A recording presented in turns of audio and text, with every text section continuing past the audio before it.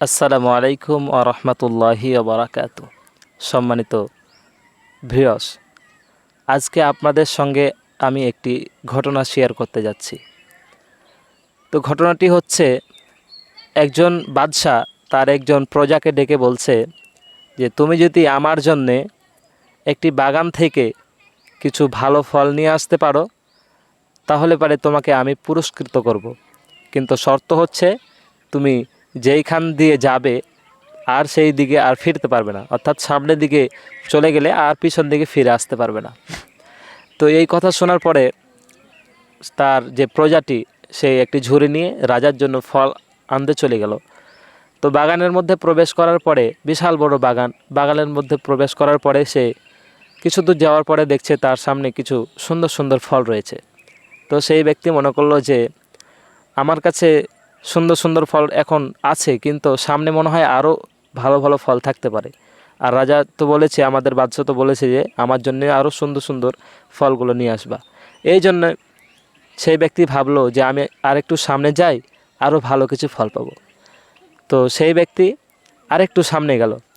সামনে যাওয়ার পরে দেখে পিছনে যে ফলগুলো ছিল তার চাইতে আরও সুন্দর সুন্দর ফল সেখানে রয়েছে। তো সে ভাবলো আরেকটু সামনে যাই, হয়তো আরও ভালো ভালো সুন্দর সুন্দর ফল পাবো। তো সেই ব্যক্তি আরেকটু সামনে গেল এবং আরেকটু সামনে যাওয়ার পরে দেখলো যে সেখানে আরও অনেকগুলো ফল রয়েছে, আরও বেশি ফল রয়েছে এবং সেখানে আরও ভালো ভালো ফল রয়েছে। তো সেই ব্যক্তি সেখানে ঝুড়িটি বোঝ না করে, সেই ঝুড়িতে ফলগুলো না নেওয়ায় সে কী করলো, সামনে এগিয়ে গেল।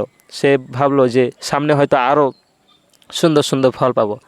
তো এইভাবে করতে করতে সে সামনে আগাতে থাকলো। কিছু দূর যাওয়ার পরে সে খেয়াল করলো যে পিছনে যে সুন্দর ফলগুলো ছিল তার চাইতে এ ফলগুলো ততটা ভালো নয়। সে ভাবলো যে আর একটু সামনে গেলে হয়তোবা তার থেকে সুন্দর ফলগুলো পাবো সেগুলো চাইতে। তো সে আরেকটু সামনে গেল। সেখানে যাওয়ার পরে সে খেয়াল করে দেখছে যে সেই রকম ফল সে পাচ্ছে না। তো এক পর্যায়ে সামনে যেতে যেতে যেতে সেই বাগানটি শেষ হয়ে গেল এবং সেই সেই ব্যক্তিটি কান্না করতে লাগলো এবং বলতে লাগলো, হায় আফসোস, আমি যদি সেই শুরু থেকেই সুন্দর সুন্দর ফলগুলো আমি এই ঝুড়িতে নিয়ে আসতাম, আমার বাদশাকে দিতাম, তাহলে হয়তো আমি আজকে কিছু পুরস্কার পেতাম।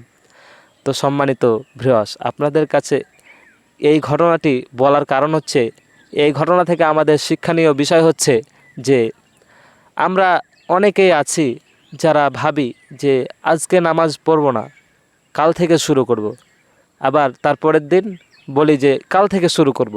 এভাবে করতে করতে আমাদের সময় চলে যাচ্ছে, কিন্তু এক পর্যায়ে দেখা যাবে আমাদের হায়াত শেষ, আমাদের কাছে মালাকুল মউত চলে এসেছে। তখন আমাদের আর এই আফসোস করা ছাড়া আর কিছুই থাকবে না। তো আসুন আমরা আজ থেকেই সকলে নামাজ পড়ি এবং আল্লাহ তাআলাকে সদা সর্বদা হাজির নাজির জেনে আমরা ছোট ছোট আমলগুলো করতে শুরু করি। এই জন্যে আল্লাহ তাআলা আমাদেরকে যেন কবুল করেন। সকলে বলি আল্লাহুম্মা আমিন। তো দর্শকবৃন্দ, আজকের এই আয়োজন কেমন লাগলো আপনাদের অবশ্যই লাইক, কমেন্ট, শেয়ার করে অবশ্যই জানাবেন আমাদের।